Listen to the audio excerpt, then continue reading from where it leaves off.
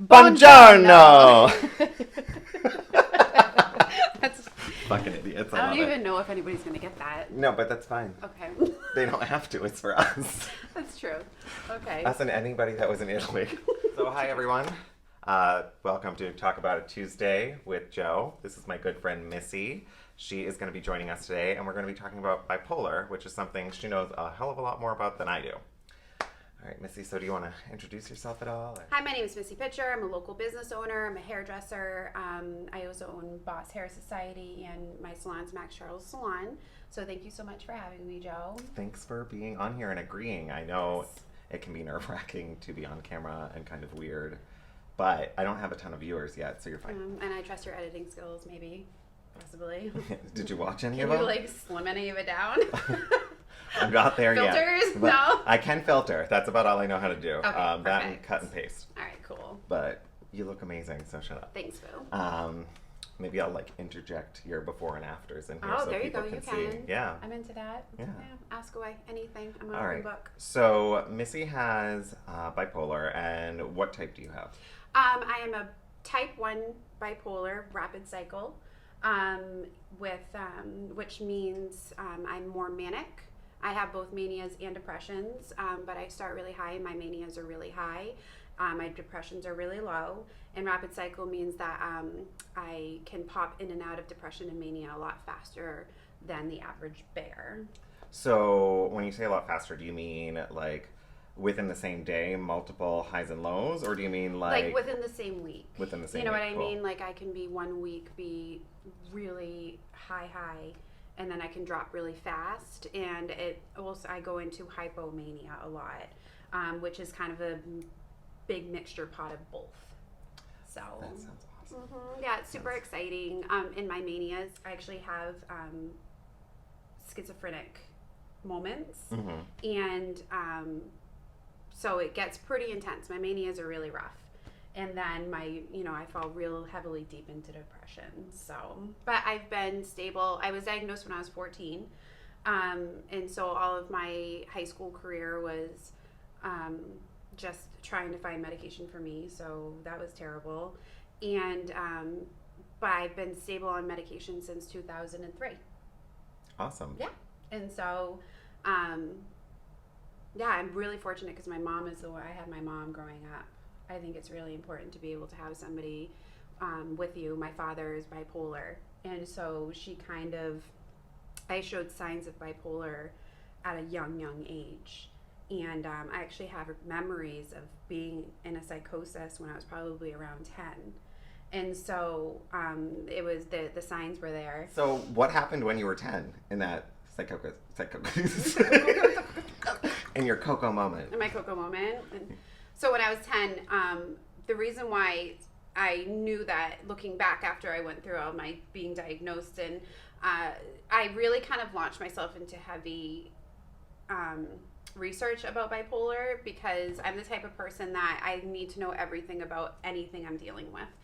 And I've always been that type of person. I will research it to the death. I just feel like I find power and control in knowing. So I did all of my school projects, everything. Anytime they were like, oh, do something, do an essay, do this, do a, show board, whatever, I would always do it on bipolar. And so I would just constantly research bipolar. And with that understanding and knowing that it's not something that just all of a sudden, it can be for some people, all of a sudden it just becomes a trigger. But if you are that person that just all of a sudden you can have adult onset bipolar. For me, it was puberty onset that really made it go wild. But if you're that person and you really think back, you can find signs, because you're born with your chemistry not working properly in your brain, right? And so it might not go kick in full gear right off the bat, but you will have had signs. And so for me, I was rageful a lot when I was younger, and it would just snap. But for those of you who have small children and are like, oh my gosh, my kid rages or whatever, I watch my children all the time for any kinds of signs for bipolar. And one of my psychiatrists gave it to me best. And he's like, watch for your children. It's not that they go into temper tantrums, and it's not that they go into rages, because that's what happens with kids when you're little and you can't communicate properly. And it's that they can't take themselves out of it, right? There's no way, and I'm not talking once, like ever. You can't self-soothe. You can't bring yourself out of it. So for me, I would rage and I would rage and I would rage and I would tear apart my bedroom and throw things and flip things and do all of that. And to the point where I was screamed out and I was a sobbing mess. I could never take myself out of it. When I started getting a little older, my mom used to tell me to go into the sunroom, shut the door, and just scream until I couldn't scream anymore. And that it released that feeling in my body. But I remember that I was waiting for my friend's birthday party when I was 10, I have this strong memory. And kids get really excited for birthday parties. That's normal. But the way I knew it was a psychosis was because there's a physical feeling with mania, right? At that time, it wasn't such a strong physical feeling as when I'm in full psychosis at this point. But everything's sharper. Like, I can tell you what it smelled like in the air that day.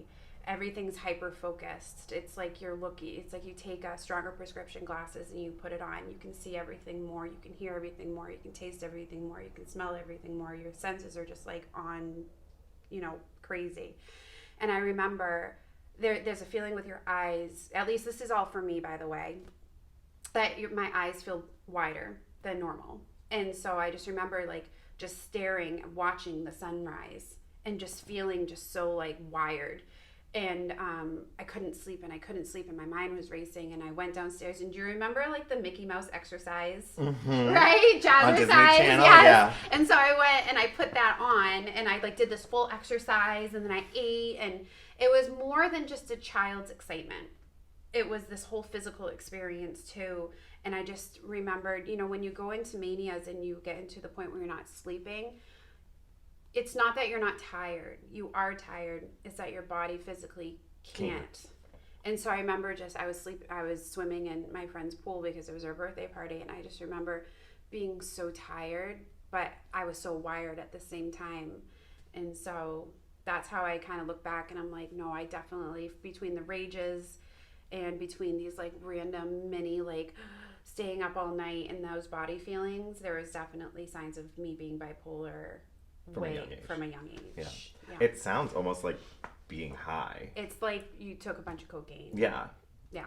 Not that I've done a bunch of cocaine. I have no idea what that really feels like. But I have done other things many, many moons ago in the past, and there was an instance where I was up for 3 days, and I was like, I'm exhausted, but I can't sleep and everything, and I taste metal, and things are crazy. And that was the last time I did anything. Yeah. It was like 12 years ago, but that's almost what it sounds like to me. So that's exactly what it is. Yeah. And that's the thing is like, so now as an adult, or when I started full blown bipolar episodes,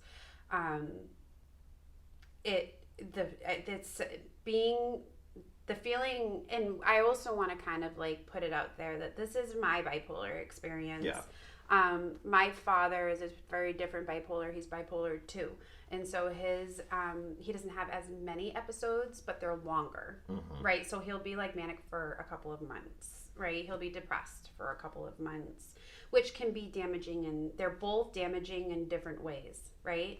My bipolar 1 and rapid cycle is damaging because it's chaotic, and you can't get a hold of it, and it's just like I am just tearing through the world, and right when you think something you can try to get a hold of it, you're down here now, and it's chaotic, and the other type of bipolar it's chaotic, but it's a build, right? And it just gets worse, and it gets worse, and it gets worse, and it gets worse. And so those are two different types of bipolar, and then there's different levels within each bipolar, and it's just such a complex illness. But I just want to say that this is my experience with bipolar.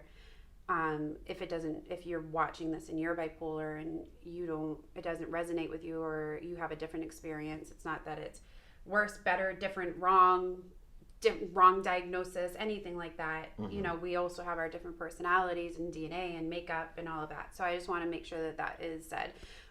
This is my experience with bipolar. But so for me in my manias, they actually say that more people commit suicide in mania than they do in depression. And the reason why is because you're so out of your body. Your rationale is completely gone. And being manic isn't just you're out of control and you're just like, you know, oh, I ran through the quad naked. Like it's more than that. It's a very physical feeling. And that's where a lot of people don't understand. And it's actually really hard to put into words, but you start feeling detached from your body. The insides and the outsides feel like they're moving at different paces. And so you don't feel grounded. You have no weight to your body. Almost like body snatched. Yes. You know, it's like, have you ever been on a ride or something that had a vibration and then you get off and it feels like you're still kind of vibrating? That's how your body feels, right? And then your mind starts to race and you have racing thoughts. The beginning of mania is a wonderful feeling. The beginning of mania is awesome. And a lot of times what happens is people who are bipolar, and you know of somebody who gets off their medicine a lot of times it's because they miss the feeling of the beginning of mania. Because you're invincible.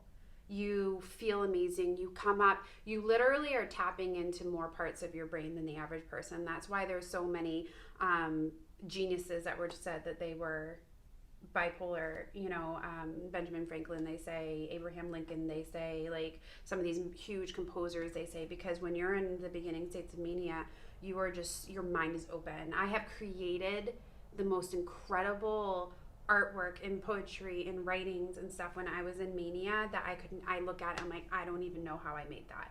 Right? But you don't complete it. That's the difference. You don't have the time and the patience because your thoughts become more fleeting. Like you start, ooh, I want to go downstairs and I want to strip all of my wallpaper and paint the whole kitchen and this is going to be amazing, and you have the energy to do it, so you're up and you're doing it and you start doing it and you're like, oh, you know what, I actually really want to do the other room, and then you go to the other room and then you bounce and you just don't ever complete anything. Like if you go to my house right now, I extended the hearth on my fireplace and there's one stone that isn't placed down. The whole thing is stone except for one, and it's been like that for about 4 years. I like that. If that and Brandon isn't wasn't perfect, like, I'll just take that stone and put it. Because he's not allowed to touch the things that I do. Because there's also an OCD part about it. Like, don't touch that shit. And so, if that's not the most beautiful representation of, but you don't continue, but you do, you know, you're like, you can clean your whole house. You pay such close attention and you just become like this superhero. But then the problem is that it doesn't stop. It's like on a slow escalator. You just start getting higher and higher and higher. Then all of a sudden those really physical feelings start to intensify. That feeling of inside and outside moving differently, not feeling grounded. For me, it feels like there's a cinder block on my chest, so it feels like I can't physically breathe. And that cinder block makes me feel angry. That's where all my rage comes from, is the pressure in my chest. And then my eyes start getting a little bit more bugged and a little bit bigger, and my speech starts going faster, and the thoughts keep coming bigger and bigger and bigger. Like an avalanche. Exactly. And then it becomes not enjoyable. It becomes horrible. And you're just watching, and then you get very rageful and you get paranoid. That's the biggest thing, is you get paranoid. You think people are out to get you. You think people are talking about you. You think people want to hurt you. It's such a horrible feeling. And then, you know, you turn on the people that you love the most, and you say things. And this is one thing, I live bipolar, but I was also, someone I love is bipolar. You know, I was raised by a father. So you experienced it. Right. I experienced it from me being bipolar and being raised with somebody bipolar. So I understand what it feels like to also be the loved one. And that's where the damage comes in. And I do want to say, as someone who is bipolar and somebody who is raised by somebody who is bipolar, and I can say with the utmost confidence, when somebody's in a mania, they really don't mean the things they say. It's really important to understand that. It's not this pent up, they felt this way forever and now they're just saying it because they don't have a filter. And the reason why that's important is because the cruelty that can come out of someone's mouth is so profound that that's what ruins relationships forever. And that's why a lot of people who don't take care of their bipolar don't have long-term spouses or families or friends or things like that, because you say things that are so horrible and so mean and so cutting. But it's really important to understand and to know it isn't pent up feelings about somebody. It's new feelings of this paranoia and this anger and this rage. And it's so important to know that, because that's what people hold over someone's head, and that's where all that guilt comes in when you come off of your mania. Because bipolar is like a pendulum. Once it starts swinging, you go up, you got to go down, and you go up and you got to go down, and it continues. So what's dangerous about bipolar is when you go into a psychosis, you can't just get a medication and then you're done.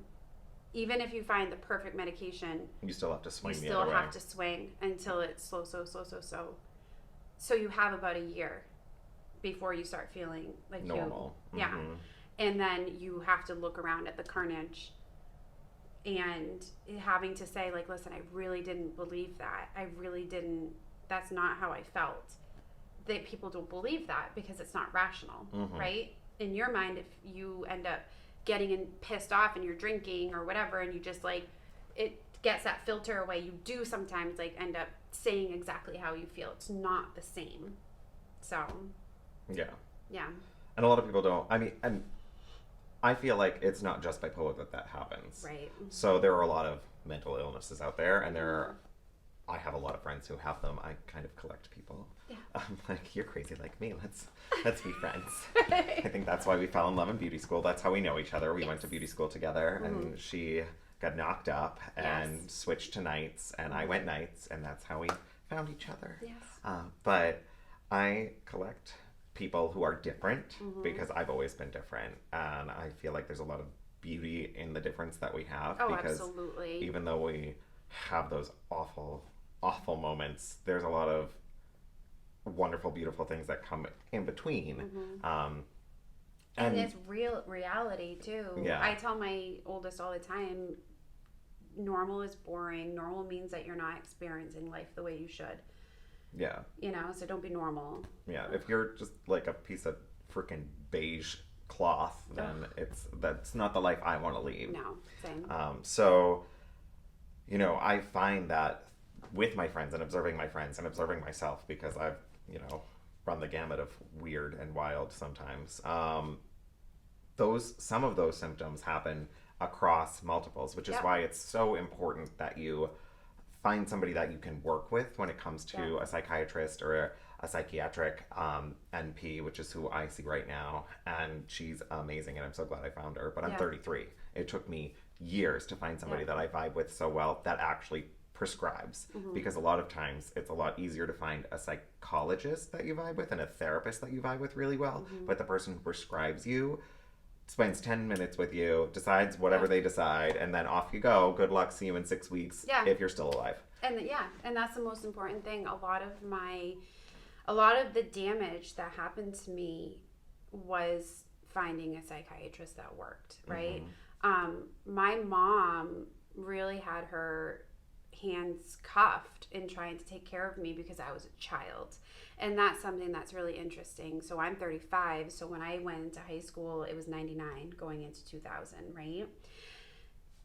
And I went into a massive depression. So I started experimenting with drugs and things like that and that's, you know, what happens is you want to numb how you're feeling. If you feel like you're in a hot air balloon, you need to get down. How do you do that, right? And just feeling rebellious and things like that, it's a part of being a teen. But on top of that, when you have a mental illness, that you have like these moments of mania where you feel like a superhero, and then you have these moments of depression where you don't want to be here, things like that. It's, you know, and so everything started escalating for me.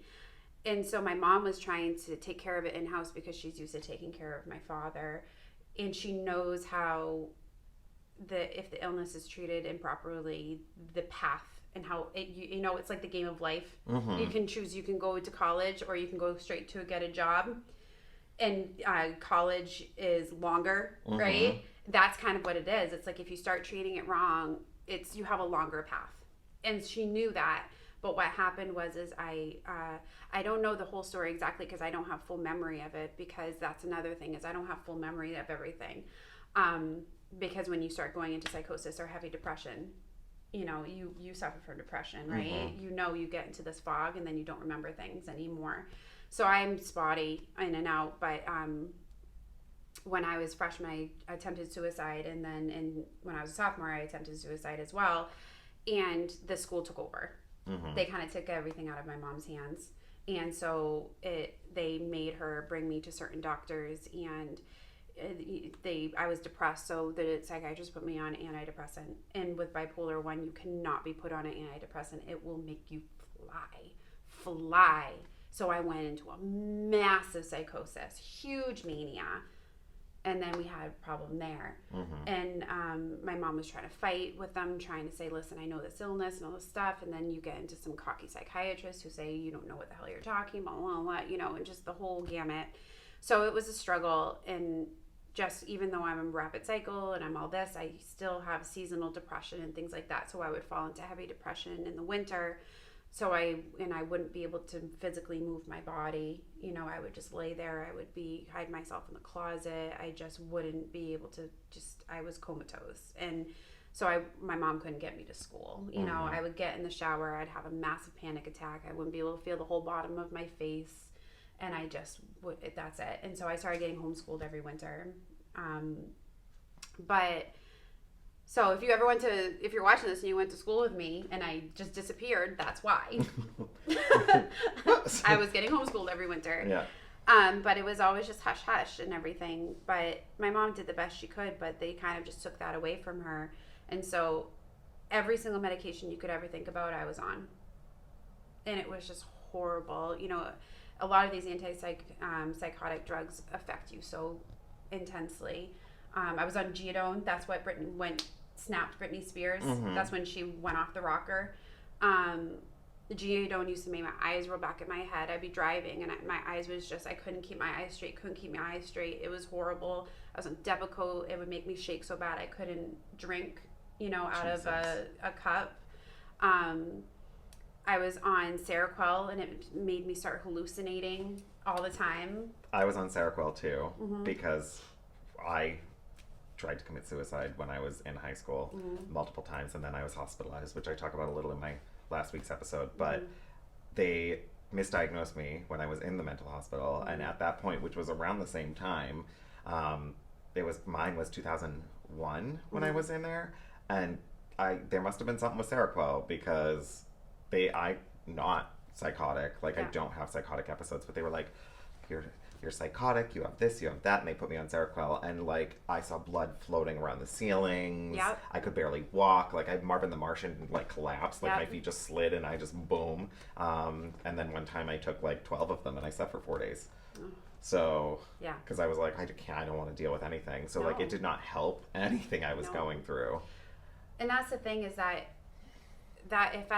if you get anything out of watching this, become your own advocate, like Joe was starting to say. Do your research, right? Mm-hmm. You know, they say don't go to Dr. Facebook, but Dr. Google. Mm-hmm. But you don't have to believe everything that they say on Google, but you should absolutely have a baseline.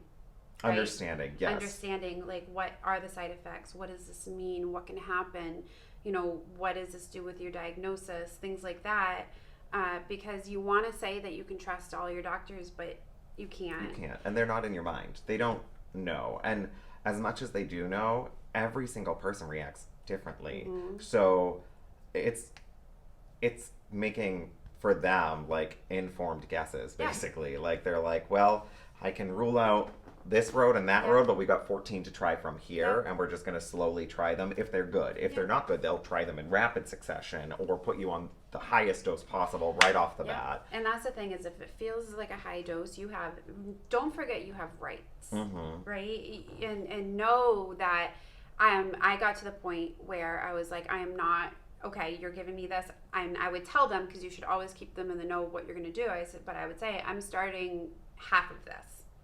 And then I will build myself up on it. Because sometimes medications do work, and they are perfect for you, but if you start them too high, you get these horrible side effects and you don't want to do it anymore.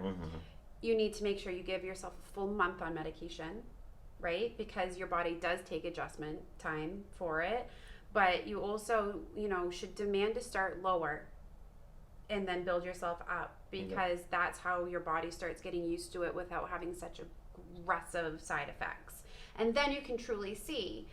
But you also need to make sure you give the medication time. And just because you feel this way on the medicine right now, like what you were saying, hallucinations and what I was saying, shaking and eyes rolling back, that's different. I'm talking is you don't feel right, or you feel groggy, or you feel tired, or you just, you don't feel like yourself or whatever. Your brain chemistry is altering and your body's getting used to this substance, right? And so you do need to give it time if it's livable. Because then your body will start getting used to it, and it might be the right medication for you. Yes, or it might not, but you still need to give it enough time to figure that out. So I was just on an antidepressant. I started Lexapro, which is very similar to Celexa. It's the same molecule, just cleaned up. And when I was on Celexa years ago, it didn't really work for me. I wasn't allergic to it, but it didn't really do anything for my depression. So my doctor that I see now was like, well, this can work for people that didn't work well on Celexa, and we know that you're not allergic to the Celexa molecules, so let's see. But we started on a low dose. They're sister brands. They're literally almost the same molecule, just slightly altered, and one, like Lexapro, is a much more cleaned up, newer version. So she's like the facelift. So I tried it, and I got a tiny uptick, but not really. And then I was really tired. I got really tired all the time. And then we upped my dose to see if that would help. And then I was still really tired. And typically, if the side effect is going to go away, it'll go away within a week to 2 weeks. And I was exhausted for 3.5, 4. So we just changed it. But I was on still a low dose. I was only on 10 at the time. So we just changed. And now I'm trying Prozac, which has a more energizing effect and other things. And my mom in the past took Prozac and worked well for her, and she didn't have a reaction. And typically, if it works for somebody in your family that has the same issues, it will more likely work for you. So that's true. That's how I would just change psychiatrist, and she's phenomenal. But same thing, I got my mom on the phone because she remembered everything that I didn't remember, and she went down a list of all the things that worked for my father and didn't work for my father, because even though we have different bipolars, we have similar body chemistry. Yep. And so I just started the Prozac literally 2 days ago. I'm already less tired than I was, thank God. And we're starting me on a low dose and working the way up, because we're gauging, do I feel kind of better? Is my baseline moving? If it is, good, we'll increase the dose. But it also diminishes the amount of possible crazy side effects that you can have, or if you're allergic to the medication, because a lot of people don't know this, but when you have a crazy severe reaction, it's not necessarily a side effect, it's actually an allergy to the medication. It's a psychological allergy. That makes sense, And people don't talk about that or don't know that. They're like, oh, that can have some wild side effects. Everything can, if you have a psychiatric allergy to it. So I don't think got to Prozac, so we'll see how this goes. Hopefully in a month I'll really start to feel better, and it interacts well. I'm on another medication. I'm also on Wellbutrin, and hopefully those work well together. And then I'm on guanfacine for my anxiety, because I have all the things. Well, and that's the thing cocktailing medication is a must at one point, but understanding, that's another thing, is that a slow path to health is the best path to health. And if you start multiple medications at the same time, you don't know what's not working. And so that's an advocate thing. You say, you know what, I understand, but let's peel me off of this one slow, and let's start me on this one slow, and then if it works, we know that works, and then you can move on to another. You're not going to fix everything right away. Unfortunately, you're not. It's a path, right? It's not magic. But also, this is something that I find a lot with people who are starting medications. You can start feeling not like yourself. And I know that a lot of times, and if you're either bipolar, you've experienced this, or I hear a lot of people talk about it who have loved ones who have experienced this. when they're doing well and then all of a sudden they get off of their medication and nobody understands why. And it's like, you were doing so well, why didn't you stay on it? So on, like that. The thing with that is that there's two things that come with that. Well, I'm sure there's more, but there's two big usual things that happen.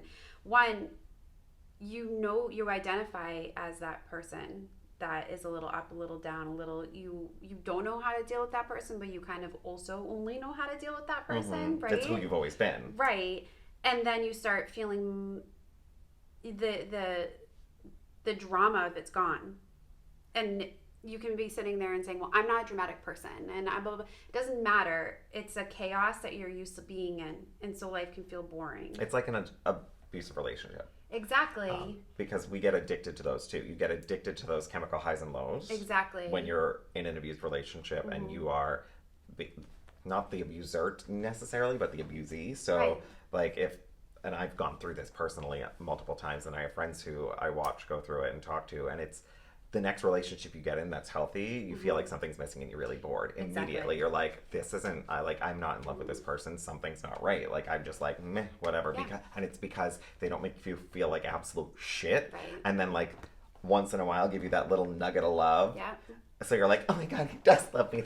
And because it gives you this huge rush. Right. And then a day later they're tearing you back down and you're like, and it's not, it's weird, but it's a regular, it's a norm. It's like when you're going on a diet, you're trying to kick things that are bad for you. You're trying to get rid of sugars and things like that.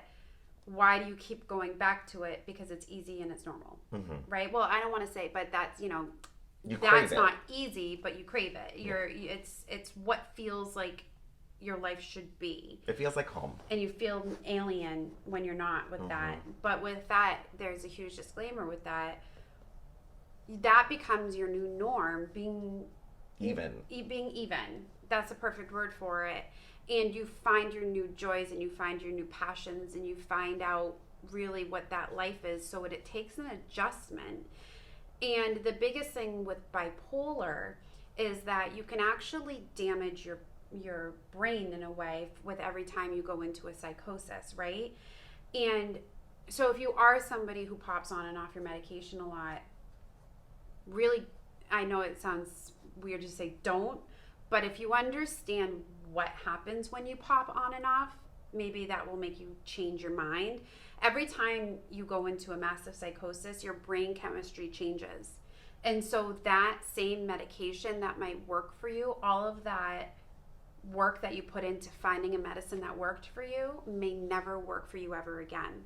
And then you start running out of the good medications. The best medication I've ever been on, which I've been on since 2003, is Lamictal. It's an anti-seizure drug. They're finding that the same parts of the brain that affects bipolar affect seizures. And so they're effectively treating bipolar with seizure medication. But if I got off of that and I allowed myself to go into a psychosis, that might never work for me again. And you've tried so many others. I've tried almost everything. And so that's really important to understand, is that if you are somebody who is bipolar, and it's also not just like a little ride, it's a big ride you're about ready to go on. And it's not worth that feeling good for a couple of minutes in your mania. It's not. And you have to think about everyone around you. Yeah. Especially when you have a family or a career or own your own business. Like, you have a lot riding on your sanity. And that's the thing, and that I kind of want to talk about that too, is when you get diagnosis with any illness, the narrative becomes, I am a depressive, right? I am bipolar. I am schizophrenic. I am this, I am that, I am whatever. Yeah. And that becomes your title. And you become obsessed with it, caught up on it. This is now who I am. If I could tell you every time I had someone say, I'm going to be on medicine for the rest of my life, like it's a bad thing. It's okay. That's fine. Yeah. Think of it differently in the respect that there's something you can be on for the rest of your life to make you feel good. Life expectancy used to be like 20. You know what I mean? Yep. They used to, lock people up that weren't, and so it's amazing that we live in a time that there is medication. So think of it that way. But also, you need to change your narrative. being bipolar doesn't mean you can't be married. It doesn't mean you can't have family. It doesn't mean you can't have children. It doesn't mean you can't live a normal life. It doesn't mean that.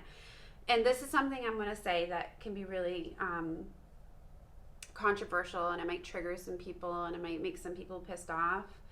But I think it's something, if it does trigger you and it does make you mad, I want you to really dive into that as to why. But to be stable is a choice, right? To get control of your illness, it's choice.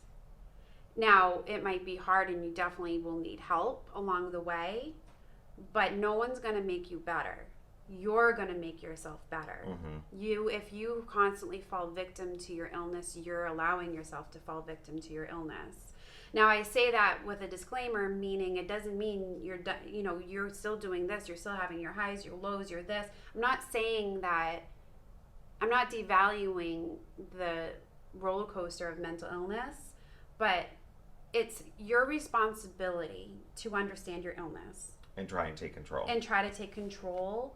And understand your triggers and understand what it starts, the beginning feelings of when you start going down or up or whatever. That's your responsibility. That's your promise to yourself. That's your promise to your loved ones around you. And the reason why that's important is because you are not bipolar. You are a person who has bipolar. It's different. It's not your identity. It's a piece of who you are. Yep. And so changing that narrative and understanding that it's actually, you can have control of it. It's not going to happen overnight. But, I've been with my husband for 16 years. I have 2 children. I own 2 businesses. I'm a very busy person. And that's an understatement. Yeah. But it doesn't mean that I'm better or worse or whatever. It just means that I made the decision that I wasn't going to go through the same things my father went through, and I'm not going to put my family and my loved ones through the same thing my father put us through. Now, I say that also with my dad was diagnosed in the 70s.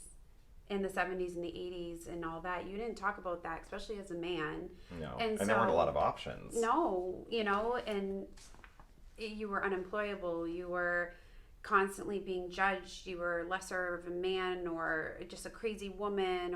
So I say that with sympathy for my father, and I'm very proud of him because he's taken control of his illness a lot later in his life than I'm sure he ever wanted to, but he didn't have the support. No. And so...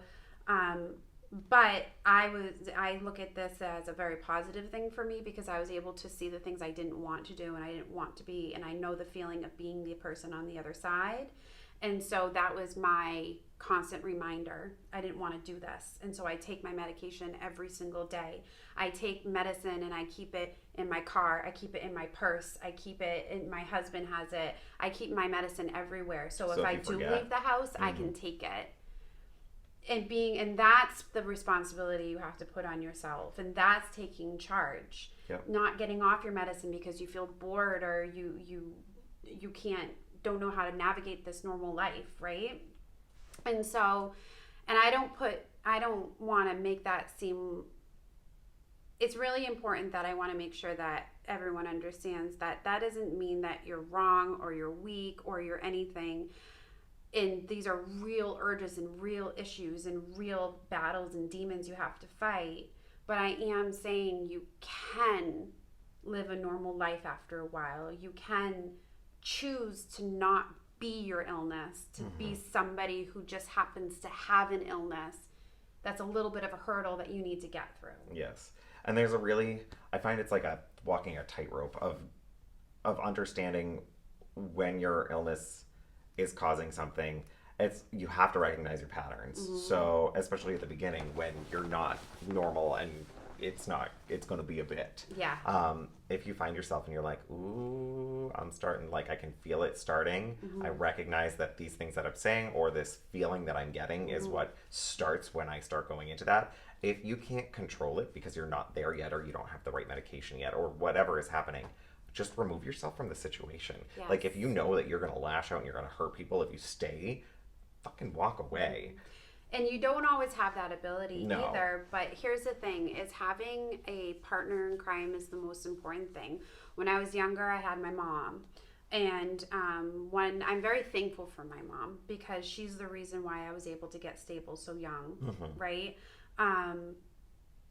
And I remember I would be raging, just screaming and abusing her verbally and just like losing my shit. And she would kind of yell at me back, but say, how are you feeling? What does your body feel like? What is going on in your mind? Like, think about this moment. What are you feeling? And I would be so mad and I would scream at her, but she got through to me. And that's when I realized I had heaviness in my chest. What made me feel that way? I'm very, when I'm in a psychosis, heat is a trigger for me. If I'm somewhere and I feel hot, my jacket makes me feel hot. The air in the car makes me feel hot. If I walk into a room with laundry and the dryer's going and it's hot, I flip out. It just, boom, I just rage. And that's when I realized, oh my God, it's heat. Heat is making me feel this way. And so I didn't verbalize that to her. I wasn't like, oh, actually, mother, what's making me, because I was in the middle of a psychosis.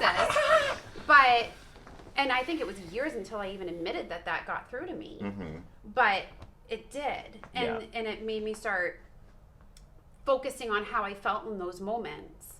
And that's what helped grown-up Missy, right? Well, because you started recognizing your patterns and seeing exactly. things. So being self-aware it's a very hard thing to do, especially I find these days. Like, as much as we're moving towards self-care and being self-aware, we're moving away from it. Like, because we always have constant distractions.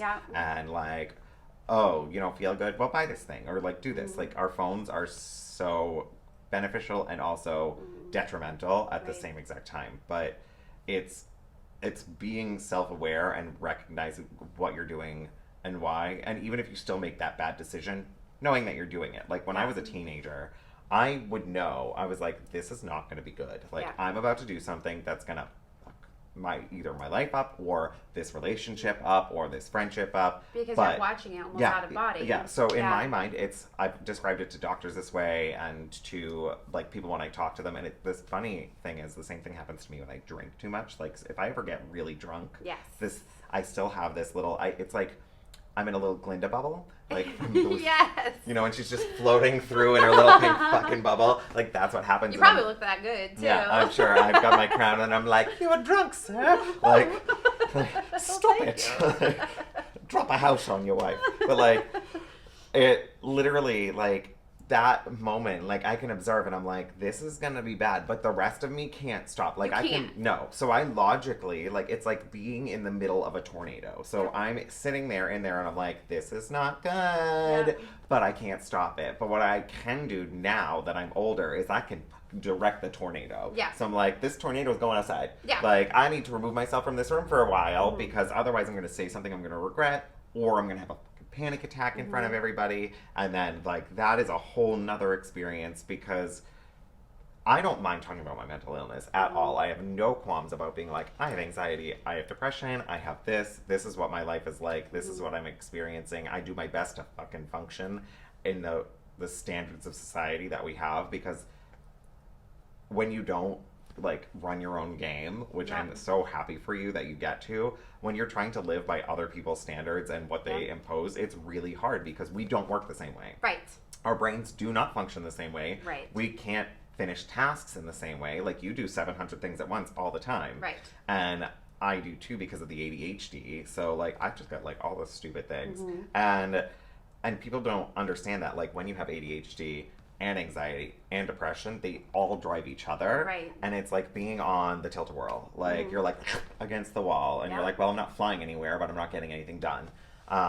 I start things all the time that I never finish. Like, I'm very, very proud of myself for doing this series. I'm proud of you too. Thank you. And continuing, like, I haven't stopped. I'm not going to stop, even though at first, like, I'm sure there's not a huge audience. I am helping some people. I get messages about it. Even if there's one person that's like, that just starts thinking a little deeper. Right? And it's kind impact. Of like, all right, well, what about me? Or how can this work for me? Or even if you're like, this, everything that you're saying is wrong, but you got to think why.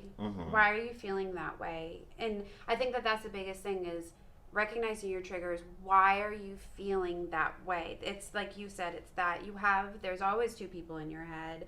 There's your reactionary and then there's your logical, and you have to start having that narrative in your own mind and finding somebody who can help you find your narrative, because that's the thing is that, and that's kind of where I'm going with it, is the two things is, one, you need to have your partner in crime. You need to have somebody with you that you can trust.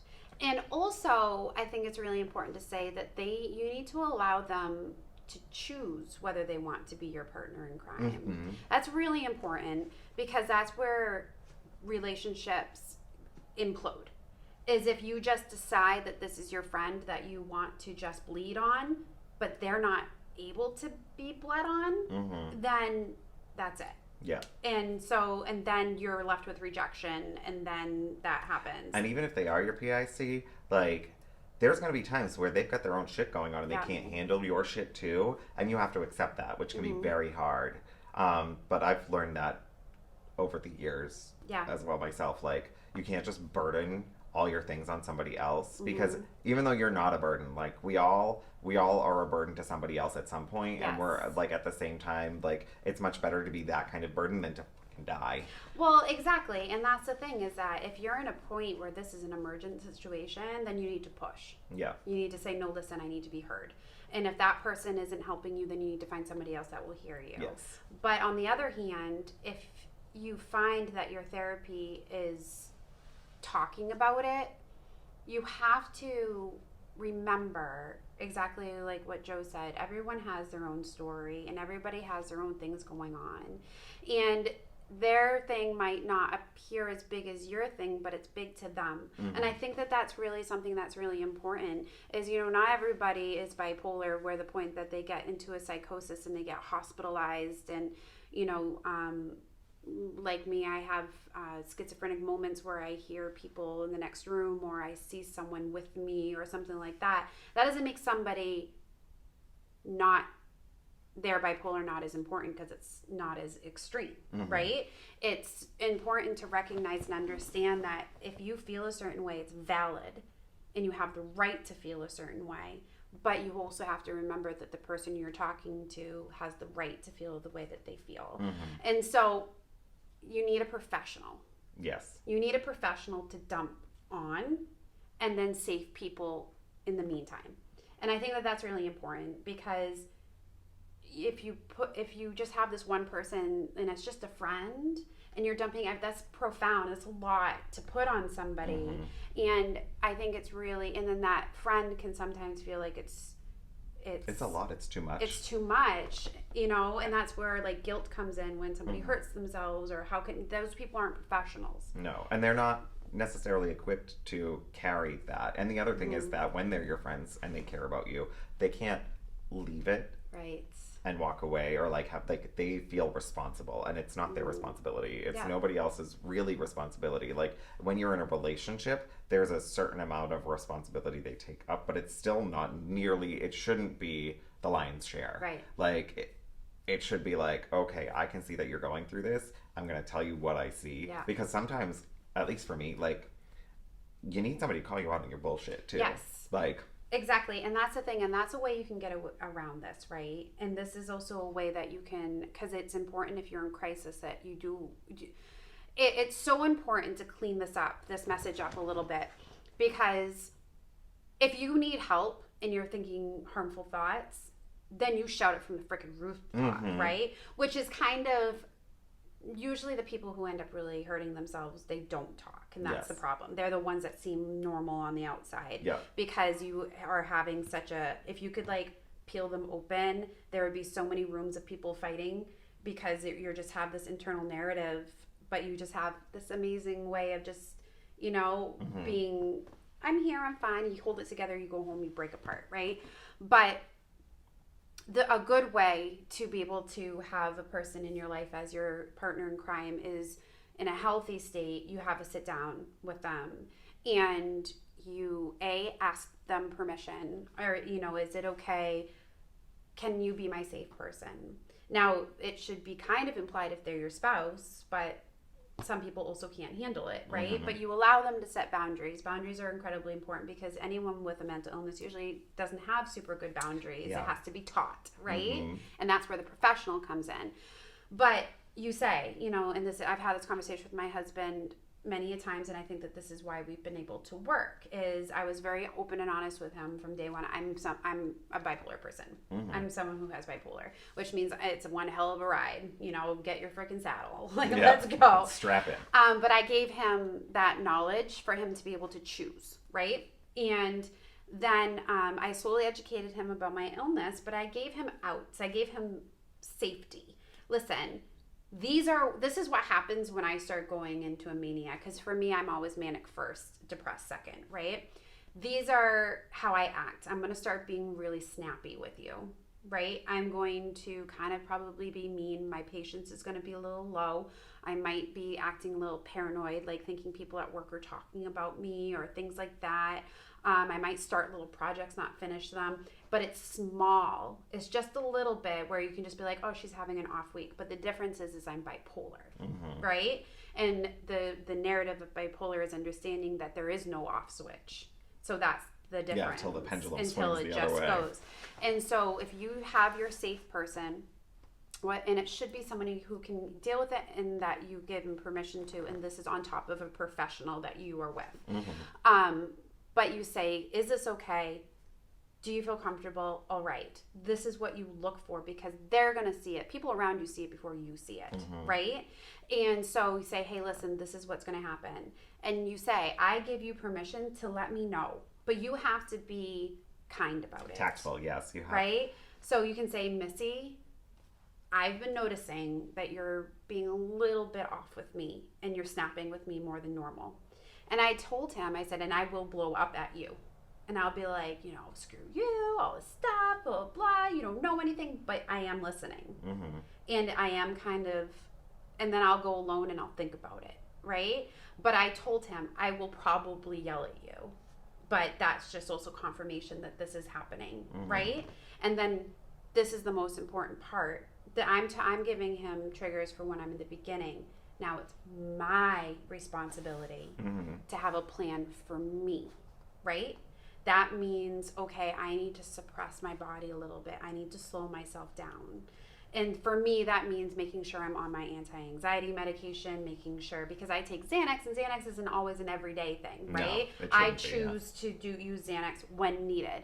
So I know when I'm starting to go up, I need to push myself down. So I'm taking as directed my Xanax every single day until my body slows down, right? Because you can stop it. I have, you know, because even though I'm medicated, I'm still this. I still have many ups and downs all the time. And so I gave my partner, I asked him if it's okay, if they're my safety net. And then I make him incredibly aware of what he's dealing with and what my signs are, and what my triggers are, and where I start acting, and, you know, things that he should look for, that if this means it's becoming out of control.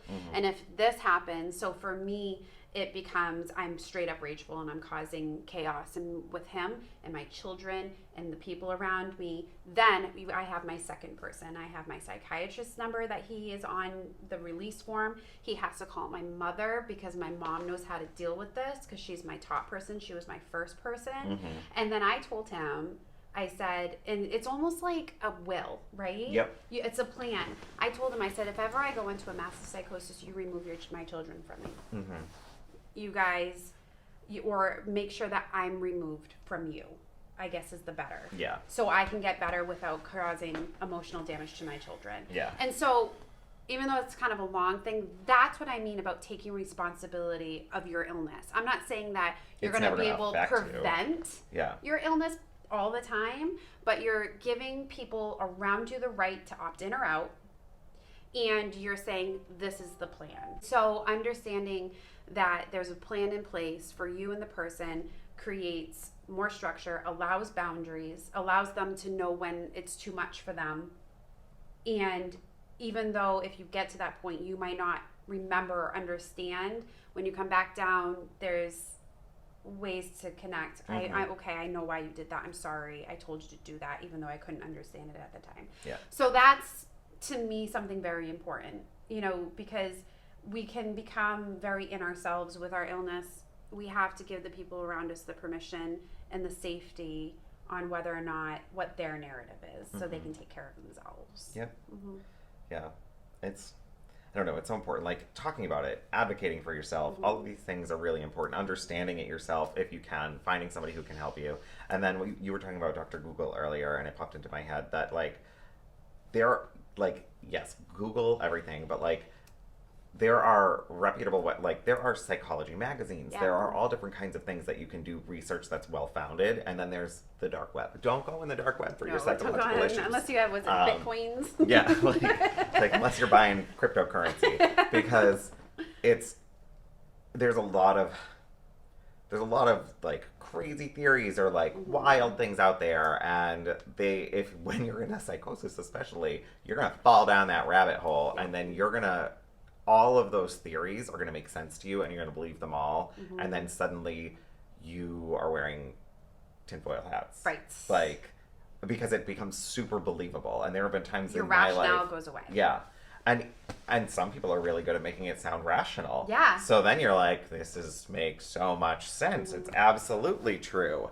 And that's the great work of a really good sci-fi author on the internet. Well, and that's the thing, is that some of the greatest works are created by people who have mental illness, to be honest with you. Yeah. So when somebody else is in that state and they're writing things and you identify, like, you're going to believe them. So make sure that you're looking at something that's very objective and not subjective, and you're finding out information that really works and is founded in reality. Yeah.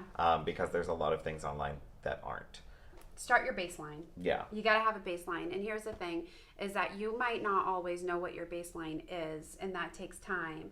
I remember thinking when they were starting to medicate me, I remember crying to my mom and saying, well, what are they medicating to? What is my personality? Am I kind of like flippant, like, out there, outgoing and stuff? Or am I kind of a mellow introvert? Like, what is my illness and what is me? And that's scary too. And so you're just like, you don't know what your baseline is yet. And so understanding and trusting that as you become more stable on your medication, you find who you are because the medication's right. Right? And then you start recognizing, oh, this feels off. So when I am talking too much and I'm going and it's starting to not make sense, and I am starting my little projects, that's not me. That's me falling into my illness a little bit.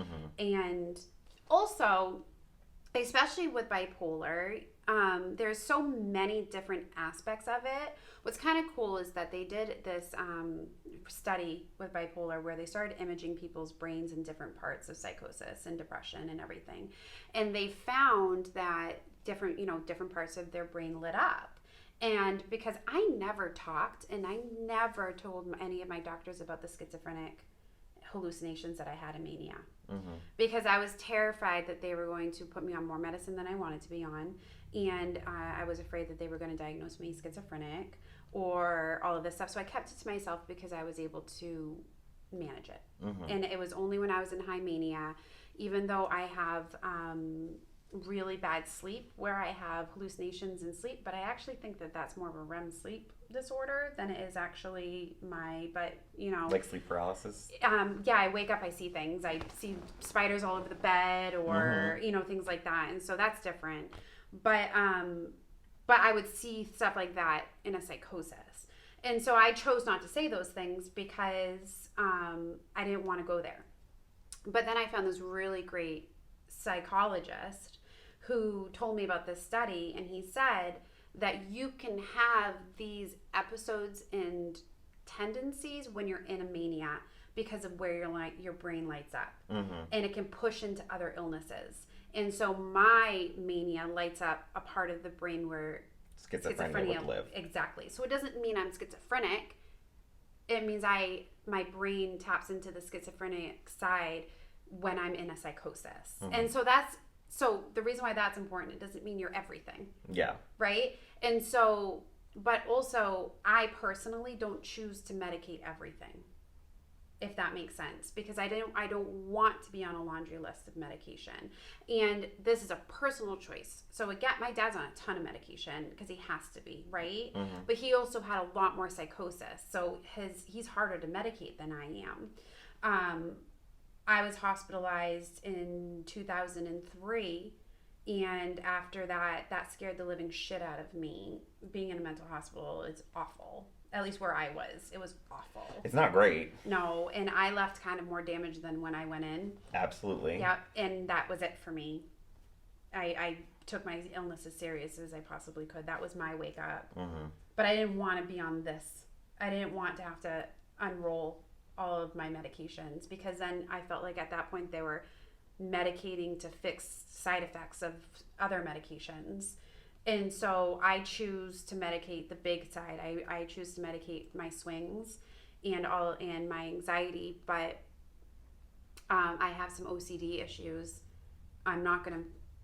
A friend of mine was like, "Well, are they?" Because I just found out that what I thought was normal was actually a part of my illness, mm-hmm. of this OCD. Like, it's not normal to get angry because your spouse didn't pull everything away from the walls, wipe behind it, and push it back when they're cleaning the counters. Like, that's not a normal reaction. And these are things, like, it physically affects me. I get pissed. You know what? Just don't even wipe the counters. Yeah, I'll do it. Yeah. And so, and understanding that I'm constantly ripping something apart because nothing's ever perfect for me.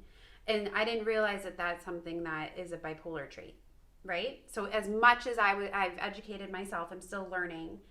And I was telling a friend of mine, and she's like, "Well, are they going to change your medicine?" And I said, "No, I'm not even letting them. I'm not going down that." Because to me, it's like, okay, this is something I can mentally walk myself through.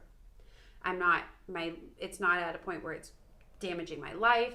It might be affecting my relationship for sure. But now I'm like, okay, I have two choices. Either I can start talking to a counselor about it and giving myself skills to mm-hmm. be able to talk myself through it.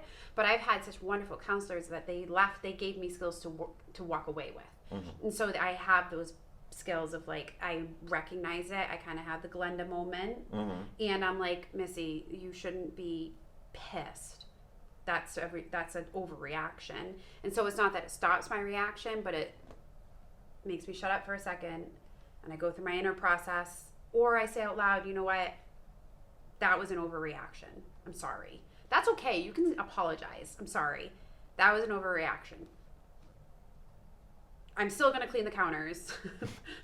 But I need you to know that this is me. It's not you. Yeah. It's still not up to my standard, but nothing will be. Right. It's not that you're failing, is that I'm here. Mm-hmm. And so having that narrative and that openness, and so they're not, your spouse or your loved one or your parent or whatever isn't walking away feeling like you just abused them. Mm-hmm. Like, well, I guess I'm not good enough, or I never do anything right, or whatever.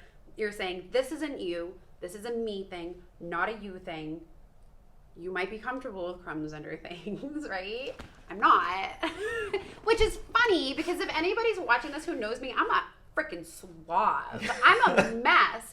So it doesn't even make sense. But it's certain things. It's certain things. And just like, honestly, if you are someone who's been to my home, I'm a mess.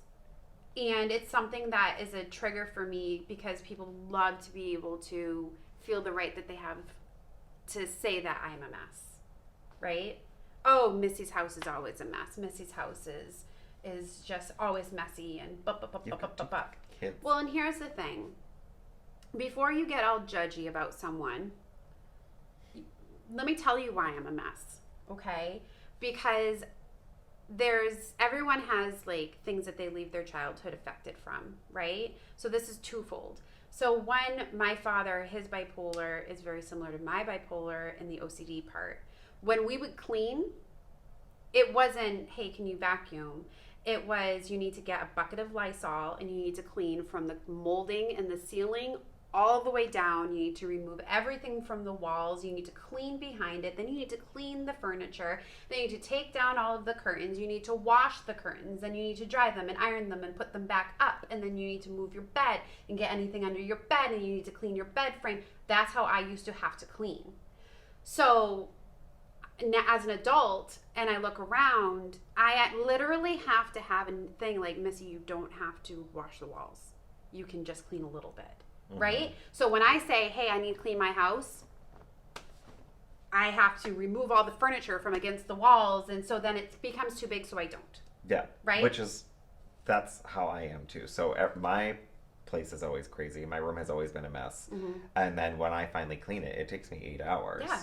And it's exhausting and stressful because it's if it's not perfect, why am I going to do it? Right. And I can't. And like, if it's not perfect, why am I going to do it? And it's hard. So I have taught myself over time, like, just clean for 5 minutes, clean for 10 minutes, clean this, do this. Like, it's fine if you just get the dirty dishes out of the sink into the dishwasher and put the clean ones away first. Don't put them in at the same time. Right. But like things like, I understand that to a degree, but also I now know who to call if I ever murder somebody. And I need to clean up the mess. Well, and that's the thing. And Not so I used to, my poor father, I used to blame all of that on him. It's like, oh, I'm only this way because my dad used to make me clean this way. But then, because I'm always trying to learn more about myself, and because of that one moment in the car where my mom asked me to pay attention to how I was feeling and why I was feeling that way, that's how I live my life now. And why do I feel this way? What caused me to feel this way? Is it a normal reaction? Is it overreaction? Like, where is that? And that's tiring, by the way, but it's how I... To have to analyze everything you do all the time. Yeah, it's exhausting. And I missed this OCD part up until just a month ago. Yeah. Because it was something you felt was programmed. It was just how I was. By nurture. Yeah. And so I was with a professional. I can't push it just because you didn't find the right professional yet doesn't mean they're not out there, right? But it also means if you haven't found the right person, you can move on. You have that right. Yes. Okay. But ask yourself, why are they not right for me? Is it because they're not helping me, or is it because they're just triggering you? Yeah. Triggering you can be good, depending, because it's making you feel uncomfortable. Yes. If they're calling you out and making you responsible for your actions, and that makes you upset, that probably means they're the right professional for you. Exactly. Which is what my psychologist did when I was a teenager. Like, he made me uncomfortable. He called me out on my bullshit. He knew what would trigger me. Like, he would make me mad on purpose, but not in mean ways. But he'd literally sit there and he'd throw like pencil erasers at me until I get irritated. Because when I get irritated is when I would actually be like, "This is what's wrong with me," and it would just like all finally come out. And he's like, "Good. Now that you've told me, this is how we can deal with it." But like, I would be like, nothing. Like, if you're sitting with your mental health provider and you feel totally at ease, no problem, unless you're like stable, you know. But if you're in the search for finding stability and you're just like, okay, cool, sun's out, awesome, see ya, they're not the right person. Yeah. They need to trigger you, but also understand how to fix you. And so it's a hard balance, and it's not easy. You're not going to make an appointment today and find the right person. It's so rare.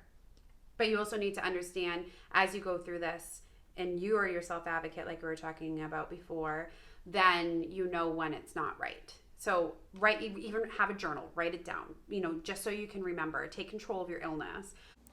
Hey everyone, thank you for watching this week's episode of Talk About It Tuesday. Don't mind my ring light eyes.